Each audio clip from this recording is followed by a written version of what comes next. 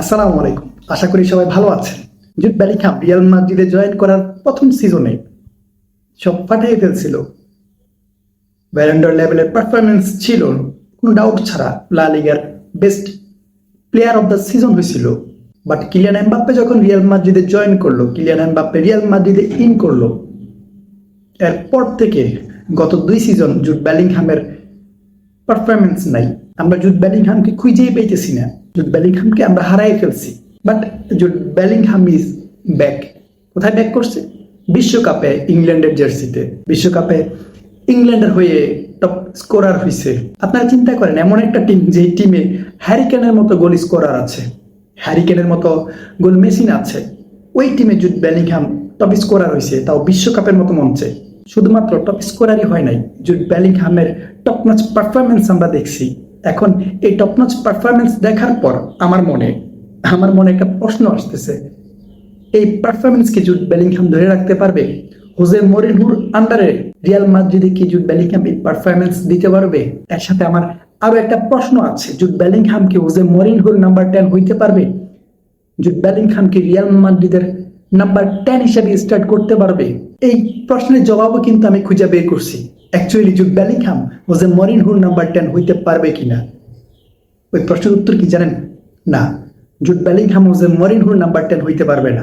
Number 10 পজিশনে থেকে Jude Bellingham মাদ্রিদকে save করতে পারবে না। জুড বেলিংহামকে নিয়ে হোজে মরিনহো তার অ্যাটাকিং মিডফিল্ড সেট করতে পারবে না। জুড বেলিংহাম রিয়াল মাদ্রিদের হোজে মরিনহোর নাম্বার 10 হতে পারবে না।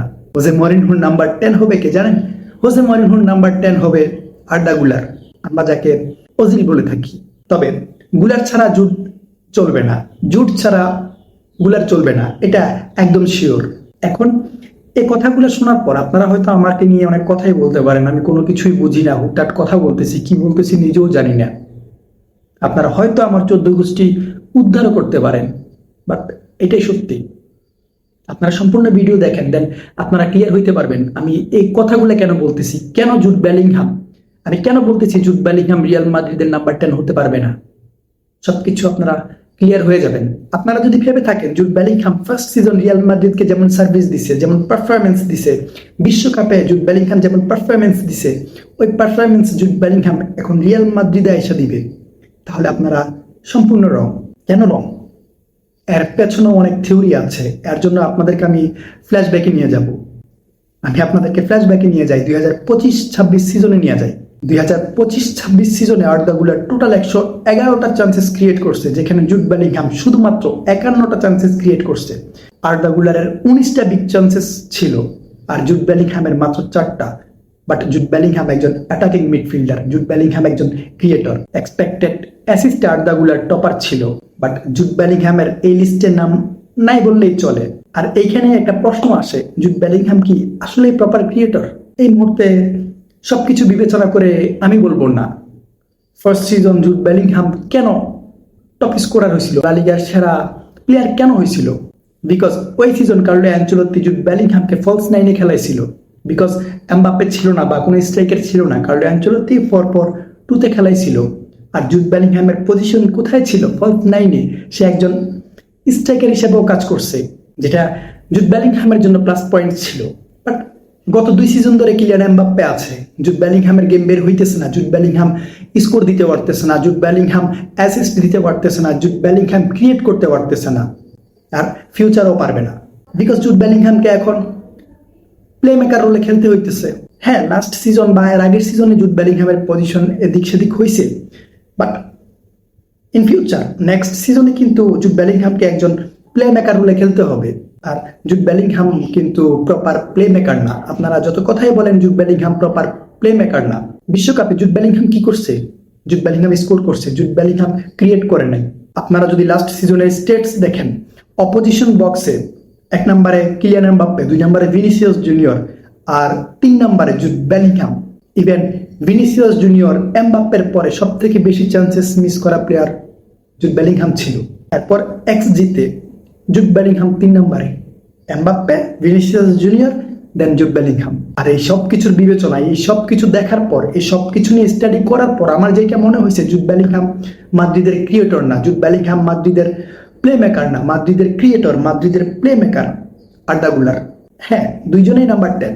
আর্দা গুলার number 10, Jude Bellingham number 10, but দুজন দুই টাইপের নাম্বার 10, সেম টাইপের নাম্বার 10 না। আমরা আর্দা গুলারকে কি বলি? আমরা আর্দা গুলারকে ওজিলের কপি ভার্সন বলি বা অজিল বলি, বাট আমরা কখনোই বলি না যে জুড বেলিংহাম রিয়াল মাদ্রিদের অজিল বা জুড বেলিংহাম রিয়াল মাদ্রিদের অজিল হইতে পারে। জুড বেলিংহাম রিয়াল মাদ্রিদের জেনেদিন জিদান হইতে পারে, বাট অজিল না। আর্দা গুলার টেকনিক্যালি অজিল টাইপের প্লেয়ার। জুড বেলিংহামকে নাম্বার 10 ইউজ করাইতে হলে আপনাকে অবশ্যই এমন একজন স্ট্রাইকার খেলাতে হবে, এমন একজন স্ট্রাইকার টিমে রাখতে হবে যে নিচে ড্রপ করবে, জুড বেলিংহামের সাথে পজিশন সোয়াপ করে খেলবে। জুড বেলিংহাম উপরে গেলে, বক্সে গেলে স্ট্রাইকার নিচে আসবে, স্ট্রাইকার উপরে গেলে জুড বেলিংহাম নিচে আসবে। এমন টাইপের স্ট্রাইকার আপনাকে খেলাতে হবে। বাট কিলিয়ান এমবাপ্পে এমন টাইপের স্ট্রাইকার না ভাই। আপনার কিলিয়ান এমবাপ্পে ট্র্যাক ব্যাক করবে না। কিলিয়ান এমবাপ্পে লেফটে শিফট হবে, but Kylian Mbappe track back করবে না। নিচে আইসা জুড বেলিংহামকে চান্স দিবে না, বলবে না ভাই আমি নিচে আসছি তুই স্কোর কর। বেলিংহামের মেইন সিস্টেম কি? সে বক্সে রান নেয়, বাট কিলিয়ান এমবাপ্পে সুযোগ দিতেছে না বক্সে রান নেওয়ার মতো, স্কোর করার মতো, যার কারণে জুড বেলিংহাম এখানে হারাই গেছে। বাট আর্দা গুলার কেমন খেলে? আর্দা গুলার খেলে বিটুইন দ্য লাইন্স। আর্দা গুলার যা ক্রিয়েট করতে পারতেছে জুড বেলিংহাম কিন্তু তা ক্রিয়েট করতে পারতেছে না। আর্দা গুলার যা দিতে পারতেছে জুড বেলিংহাম কিন্তু তা দিতে পারতেছে না। জুড বেলিংহামের সিস্টেম কি? জুড বেলিংহাম বক্সে রান নেবে, বলতে পারেন বক্স ক্রুজ। সে রাইট মোমেন্টে রাইট টাইমে বক্সে প্রেজেন্ট থাকবে, তার প্রেজেন্স আপনি খুঁজে পাবেন। বাট একজন প্রপার নাম্বার 10 এর কাজ কিন্তু এইসব না। একজন নাম্বার 10 এর কাজ কি? একজন নাম্বার 10 এর কাজ কিন্তু বিটুইন দ্য লাইনে থাকা, ball creation, ball supply, chances creation, এসব কিছু। বাট জুড বেলিংহাম ক্রিয়েট করতেছে না। আপনারা যত কথাই বলেন জুড বেলিংহাম ক্রিয়েট করতেছে না। জুড বেলিংহাম বক্সের প্রেজেন্স থাকে, বাট আর্দা গুলার বক্সের বাইরে থেকে ক্রিয়েট করে।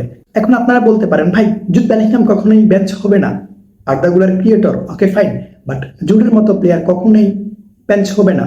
আবার এখানে আর্দা গুলারকে রেখেও কিন্তু স্টার্ট করতে পারবে না। এই দুইজন প্লেয়ারকে আমাদের প্রয়োজন আছে। এখন আপনারা বলতে পারেন ভাই জুড বেলিংহামকে ছাড়া ওজে মরিনহো পরিকল্পনাই করবে না।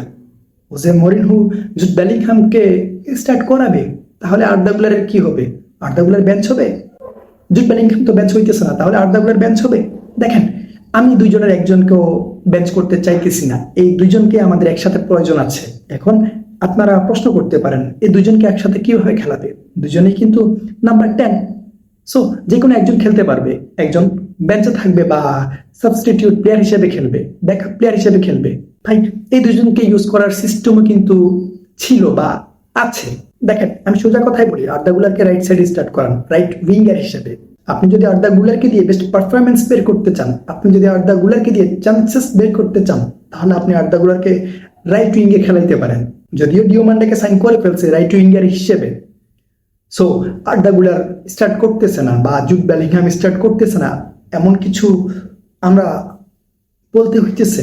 যদি ডিওমান্ডে না আসতো তাহলে এখানে প্ল্যান এমন হইতো জুড বেলিংহামকে নাম্বার 10 রেখে আর্দা গুলারকে রাইট উইঙ্গার হিসেবে স্টার্ট করাইতে পারতো। যদি আর্দা গুলারকে রাইট উইঙ্গার হিসেবে স্টার্ট করাতে পারতো তাহলে আর্দা গুলার ইনভার্টেড উইঙ্গার হিসেবে খেলতো। যদিও এটা ইম্পসিবল, বিকজ মাদ্রিদের রাইট উইঙ্গার সাইন করছে, ডিওমান্ডে আসতেছে, সো প্ল্যান সাকসেস হবে না। স্টোরি ওই আগেরটাই হবে, জুড বেলিংহাম স্টার্ট করবে, বক্সে ক্রুজ করবে, বক্সে প্রেজেন্স থাকবে, মিডিয়া আমাদের ক্রিয়েটর থাকবে না, যে ক্রিয়েটিভিটির অভাবে আমরা ভুগতেছি। বক্সের বাইরে থেকে ক্রিয়েট করার মতো প্লেয়ার আমাদের থাকবে না। আর এই পজিশনটা এমন প্লেয়ার আমাদেরকে এই সিজনে ভোগাবে।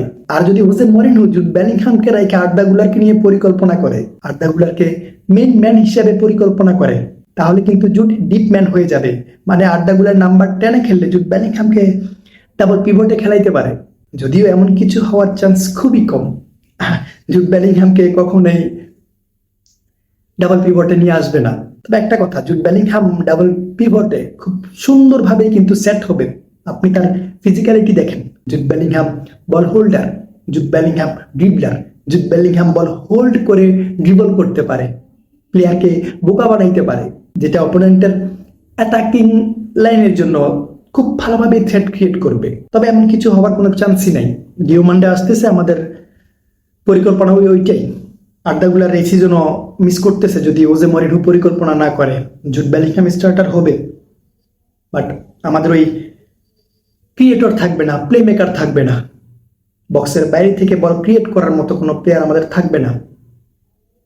আমাদের কাছে যা আছে সব গোল স্কোরার, আমাদের ভিনিসিয়াস জুনিয়র স্কোরার, আমাদের দিওমান্ডে স্কোরার, আমাদের Kylian Mbappe scorer, Jude Bellingham scorer. আমাদের কোনো ক্রিয়েটর প্রয়োজন নাই। তবে আমি চাইবো ওজে মরিনহো এমন প্লেয়ারকে নিয়ে কাজ করবে, এমন প্লেয়ারকে স্টার্ট করাবে যে ক্লাবের জন্য করবে। আমি বলবো না যে এই প্লেয়ার আমার প্রয়োজন, এই প্লেয়ারকে দিয়ে খেলাইতে হবে।